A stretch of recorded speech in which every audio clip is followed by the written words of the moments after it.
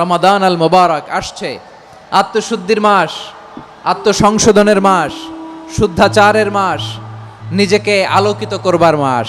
এই রমাদানুল মোবারকে আমাদের কি করণীয়, কি বর্জনীয়, what to do and what not to do, এই টপিকসের উপর কিছু কথা আপনাদের সামনে উপস্থাপন করব ইনশাআল্লাহ। ওমা তৌফিক ইল্লা বিল্লাহ। আপনি কি জানেন কোরআন নিয়ে কোন ফেরেশতা পৃথিবীতে এসেছিল? জানেন ফেরেশতার নাম কি বলেন তো? জিবরিল আলাইহিস সালাম। সাইয়েদনা জিবরিল কোরআন নিয়ে এসেছেন, ফলে উনি হয়েছেন শ্রেষ্ঠ ফেরেশতা। বিশ্ব নবীর উপর কোরআন নাজিল হয়েছে, তাই তিনি হয়েছেন শ্রেষ্ঠ নবী। রমাদানে কোরআন নাজিল হয়েছে, তাই রমাদান হয়েছে শ্রেষ্ঠ মাস।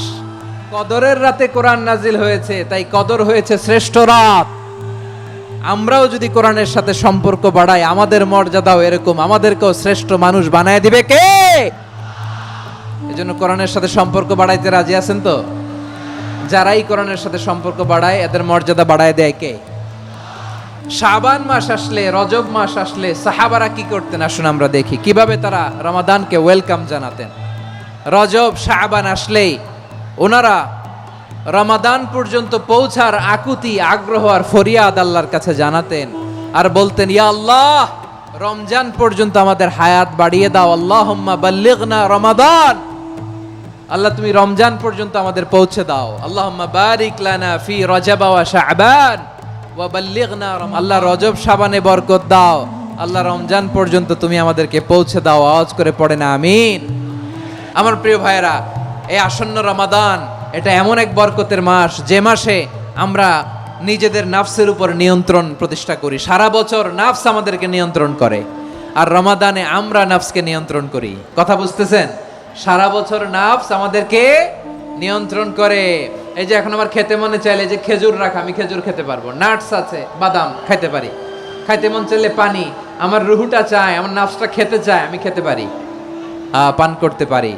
বিবাহিতরা দিনের বেলায় স্ত্রীর সাথে মেলামেশা করতে চাইলে করতে পারে, কিন্তু রমাদানে দিনের বেলায় খেতে মনে চায় কিন্তু আমরা খাই। আমার খেতে চায় কিন্তু প্রবৃত্তির কথা আমরা শুনি।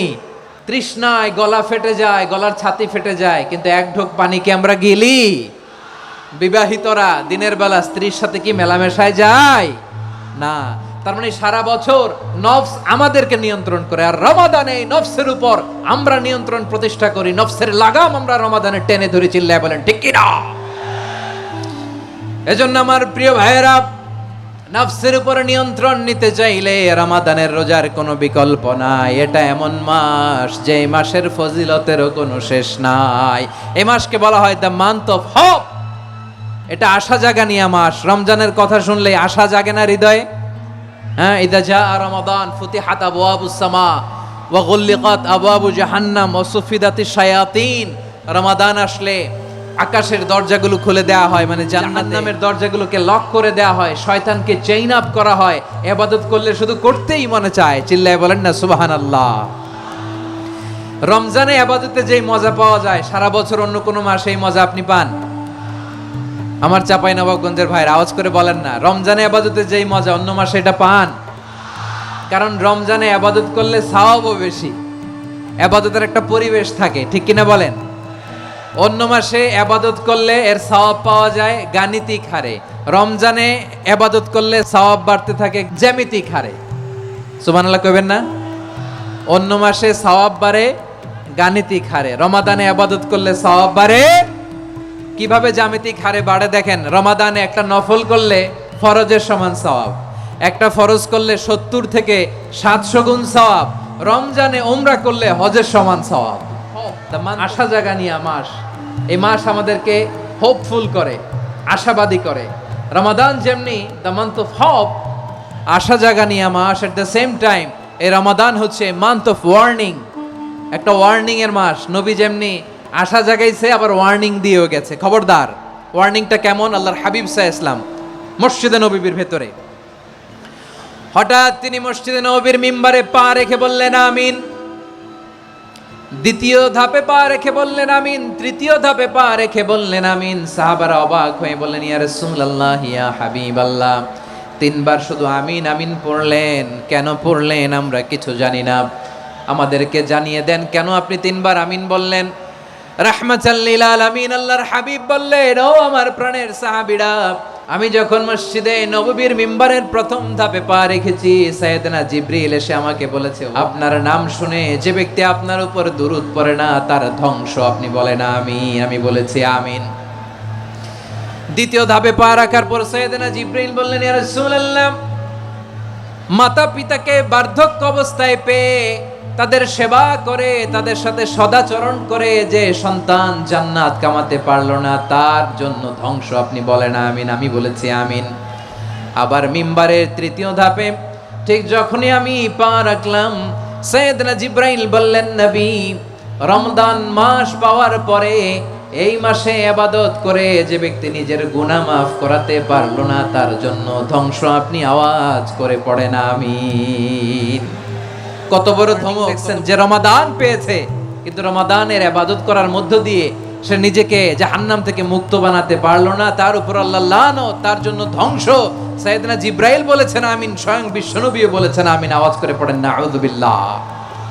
তাহলে রমজান আসবে আর আমরা নিজেদেরকে জাহান্নামীদের লিস্ট থেকে নাম কাটিয়ে জান্নাতীদের লিস্টে উঠাতে পারবো না। এর চেয়ে বড় হতভাগা কি আর কেউ থাকতে পারে?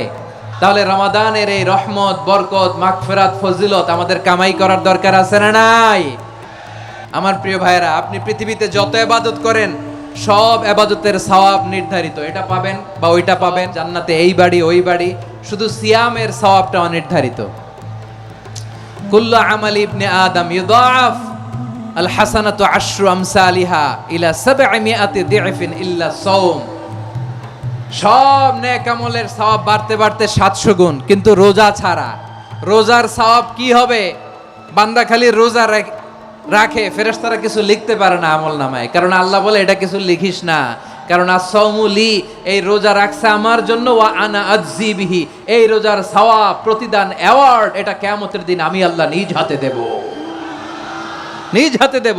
আরেক বর্ণনায় এসেছে ওয়া আনা উজজাবি, আমি আল্লাহ নিজেই হয়ে যাব রোজার প্রতিদান। সুবহানাল্লাহ পড়েন।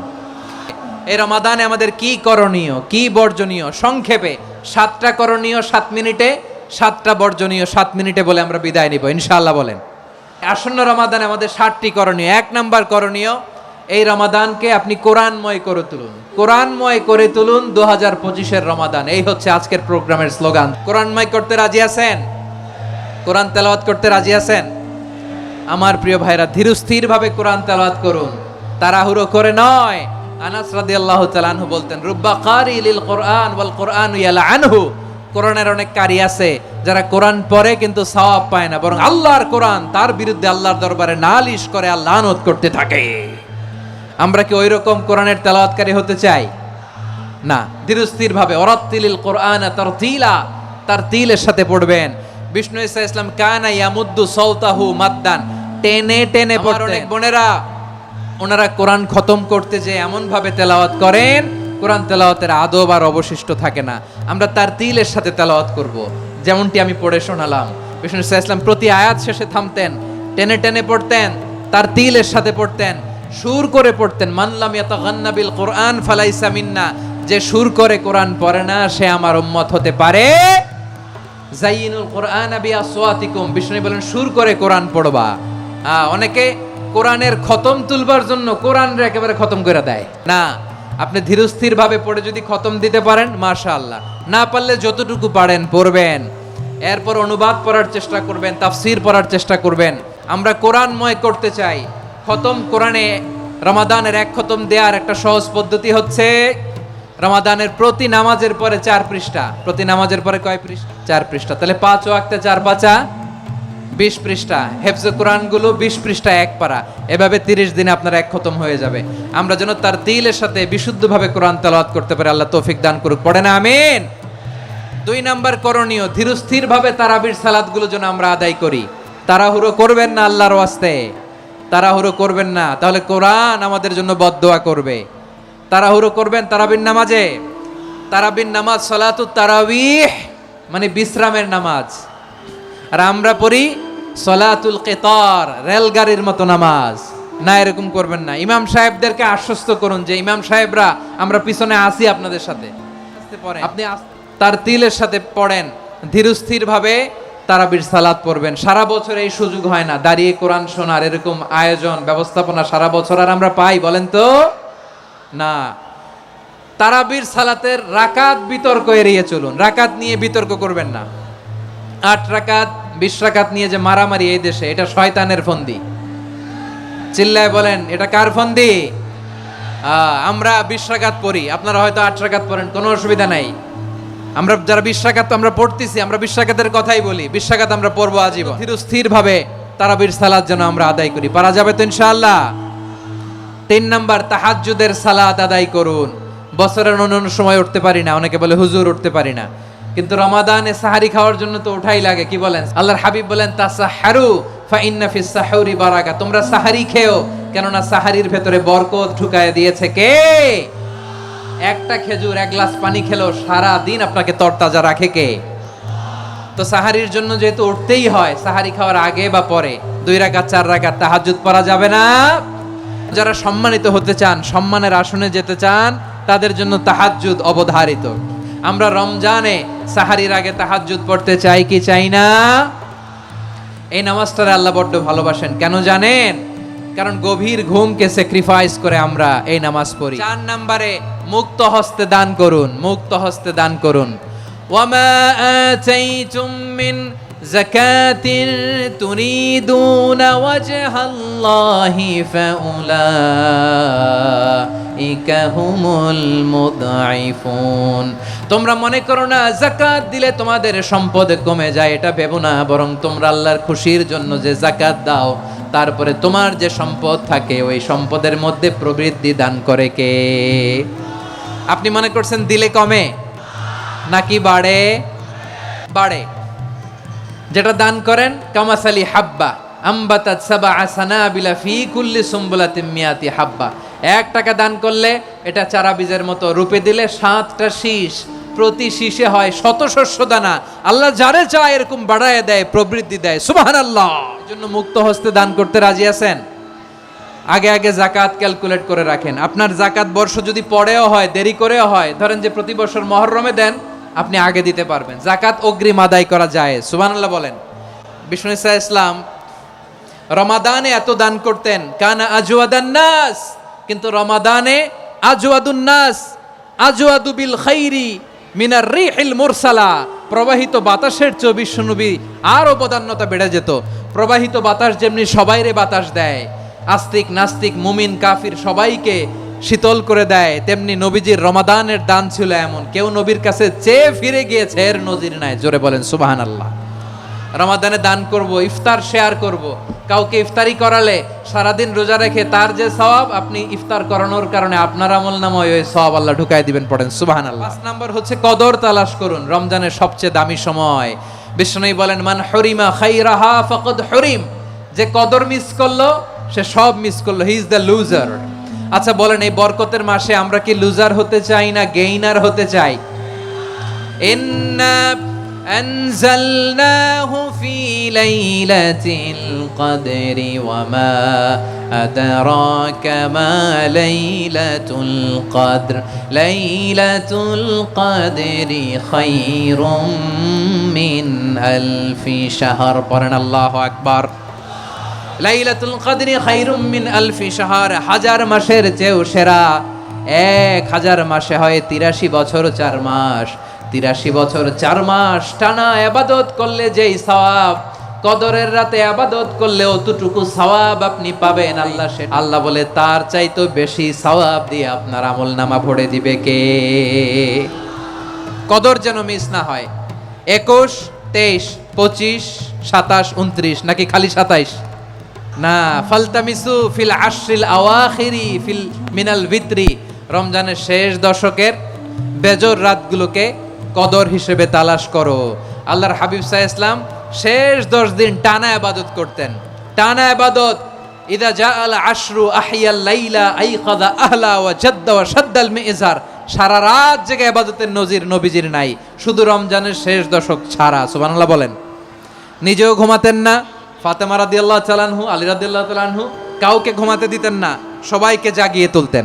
আমরা সারা রাত জেগে ইবাদত করব, রাজি আছেন তো?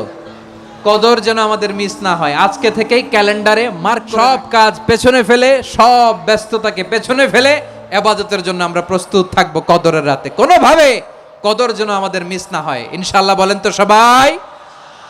6 নম্বরে পারলে ইতিকাফ করবেন। আল্লাহর হাবিব সাল্লাল্লাহু আলাইহি ওয়াসাল্লাম প্রতি বছর 10 দিন ইতিকাফ করতেন। যে বছর ইন্তেকাল করবেন সে বছর 20 দিন ইতিকাফ করেছেন। আপনি বলবেন হুজুর ইতিকাফ না করলে সমস্যা কি? আমার নবী একটা ইবাদত সারা জীবনেও ছাড়ে নাই, আর আপনি জীবনে একবারও করেন নাই। এবার হিসাব আপনার কাছে। না পারলে অন্তত রাত্রি বেলাগুলো মসজিদে কাটাবেন। পারবেন তো ইনশাআল্লাহ? সব শেষে শিশু এবং নারীদের ব্যাপারে বিশেষ খেয়াল রাখবেন। শিশুদের রমাদানের ব্যাপারে উৎসাহ দেন, তাদের প্রস্তুতি নেওয়ান, তাদেরকে রোজা রাখতে দিবেন। আমার ভাইয়েরা এবং বোনেরা, পর্দার আড়ালে মায়েদেরকে বলবো, চাপাই নবাবগঞ্জের মায়েরা, 1 দিন 2 দিন না খেয়ে থাকলে আপনার ছেলে মেয়ে মারা যাবে না। ওদেরকে উৎসাহিত করেন, ওদের ছোট্ট যারা রাখতে দেন, বলেন যে বাবা সকাল থেকে দুপুর পর্যন্ত না খেয়ে থাকলে তোমার এরকম 2 দিন অর্ধেক মিলে তোমার 1 রোজা। এরকম আমি কত রোজা রাখছি ছোটবেলায়, কোনো হিসাবই নাই। আমার দাদি বলতো সকাল থেকে না খেয়ে দুপুর 12টা পর্যন্ত রাখলে নাকি অর্ধেক হয়, এরপরের দিন অর্ধেক, 2 অর্ধেক মিলে 1 রোজা। এটাতে আসলে রোজা হয় না, কিন্তু তাকে উৎসাহ দেয়া।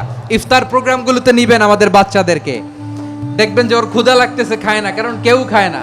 একজন আজান দিচ্ছে, সবাই খেজুর নিয়ে ইফতার করতেছে।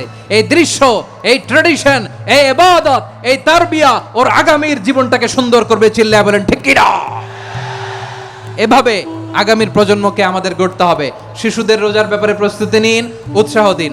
আর নারীদেরকে কষ্ট দিবেন না। সারা দিন পেঁয়াজু, আলুর চপ, বেগুনি, পাকোড়া, ছোলা, মুড়ি, শরবত, রুয়াবজা আছে না নাই, বানাতে বানাতে আমাদের বোনেরা কাহিল হয়ে যায়, আর তারাবি পড়তে পারে না, ইবাদত করতে পারে না।